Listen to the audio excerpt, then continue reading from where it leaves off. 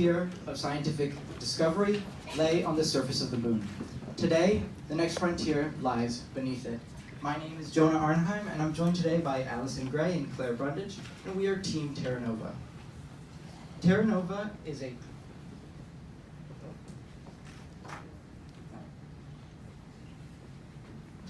a hybrid jumping and wheeled robot for the exploration of the lunar subsurface. So let's first discuss what makes lunar subterranean exploration such an exciting and compelling challenge. It starts with scientific exploration. Lunar caves are almost entirely protected from debris and radiation, and therefore this has led some experts to suggest that these caves may support hidden microbiological matter. Similarly, as a benefit of environmental sealing and protection, these caves could also serve the purpose of future human habitation. And finally, these caves are rich with resources such as titanium iron oxide that can be extracted and used in resource mining. NASA is excited by the prospect of lunar subterranean exploration, but they're not yet willing to deploy an astronaut into a condition that they might find dangerous or unknown. NASA approached us with this exciting idea to create a versatile robot capable of facilitating their data collection that will pave the way for lunar subterranean exploration. So this is an image taken during an aerial reconnaissance mission to the moon, and I want to highlight two features of this image. Shown in red is the lava tube. It is a smooth-floored tunnel that runs beneath the surface of the moon. And in blue is a skylight. This is an area of the lava tube that has weakened and collapsed inward, forming a rubble pile beneath the opening. So let's talk about how TerraNova will be deployed through the skylight and into the lava tube so that it can begin its exploration. This is that same skylight and lava tube in a cross-sectional graphic. And the first step in our mission is aerial reconnaissance to determine an appropriate skylight target. Next, a rover is deployed to the surface and anchors itself by the edge of the skylight. That rover deploys a NASA-designed tether robot, which will then tether down our fleet of TerraNova robots. Our TerraNova robots are going to be placed on the rubble pile and need to jump out of the rubble pile to escape it, and then proceed down the lava tubes to collect data. They will report back to this tethered node with data and power transmission. So we developed 4 key metrics for a successful lunar mission. And those are, first, that our robot be able to traverse a step size of up to 1 meter, which is a typical boulder size. Next, our robot should be able to drive up an incline of 15 degrees. And to travel deeper into a lava tube than has ever been seen before, our robot should be able to travel 50 meters into the depth of the lava tube, or travel 100 meters on a single charge. And to meet the payload restrictions of our mission, our robot must not weigh in excess of 10 kilograms. Now I'm going to pass it over to Claire, who's going to talk about robotic design. Thank you, Jonah.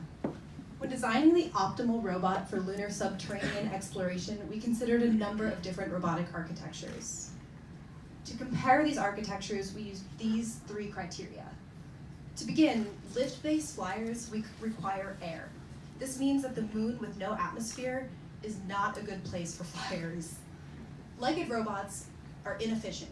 This means that on a single battery charge, they would not be able to go as far as other options. Pneumatics require compressed gas.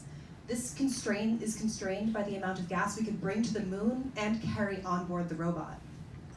This leaves us with wheels and springs for locomotion.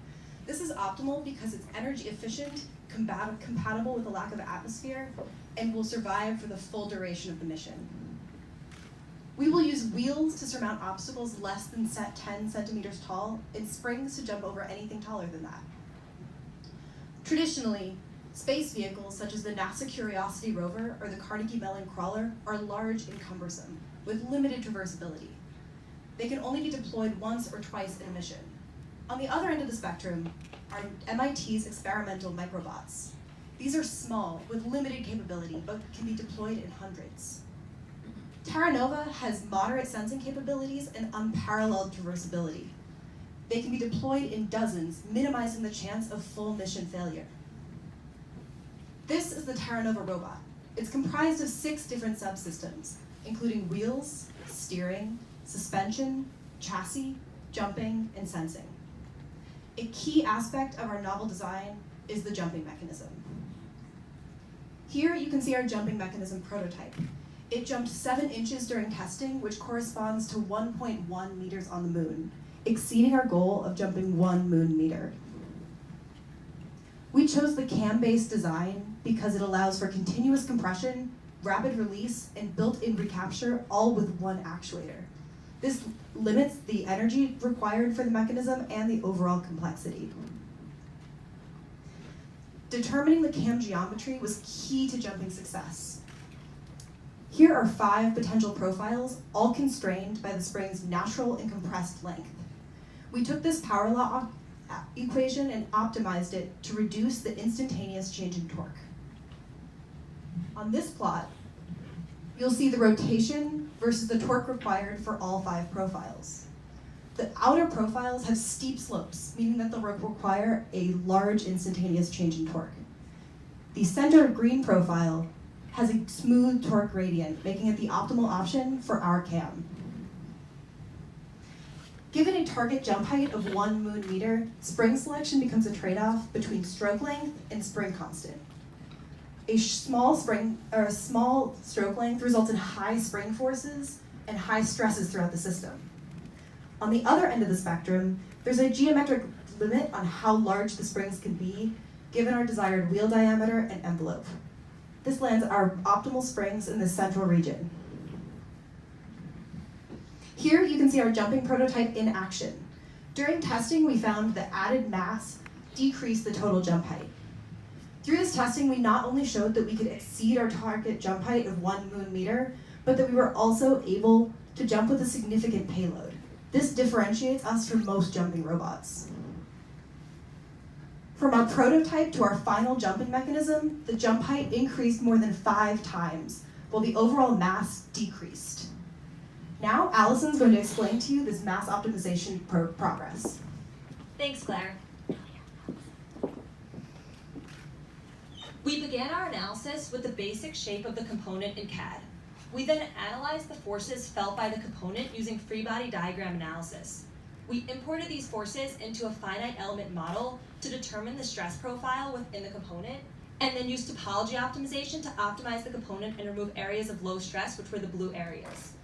We updated the part in CAD to reflect these changes and reanalyzed it in FEA to ensure its structural feasibility. This left us with a finalized, strength-to-weight optimized component. We repeated this process for over a dozen of our high-mass components, which reduced the overall weight of our robot by over 40%.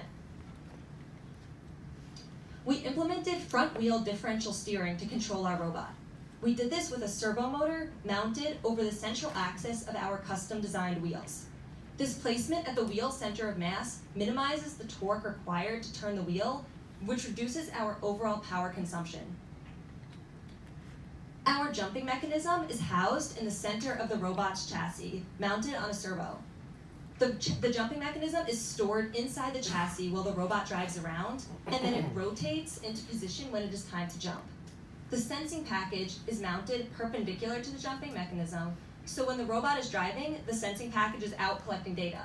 Then, when the robot is jumping, the sensing package is protected inside the chassis as to not get damaged. Our robot is able to drive and jump on either side should it flip over. This versatility improves the ability of our robot to survive for the entire mission lifetime, and then is therefore crucial in our design. We implemented novel active rocker suspension systems using motors mounted between the chassis and the rocker, which act as variable springs. Here you can see our robot driving over adjacent sine-cosine curves. The active rocker suspension spring constant can be varied, and you can see how well the chassis maintains a stable position as it drives over the highly varied terrain. Our jumping mechanism alone achieved a jump height of over 36 inches in Earth gravity, and the entire robot jumped 8 inches in Earth gravity. This corresponds to 1.2 meters on the moon, exceeding our target metric of 1 moon meter. We tested our robot's maneuverability by driving over various terrains of small rocks and loose gravel. The active rocker suspension helps all 4 wheels maintain contact with the ground and keep equal pressure on those 4 wheels.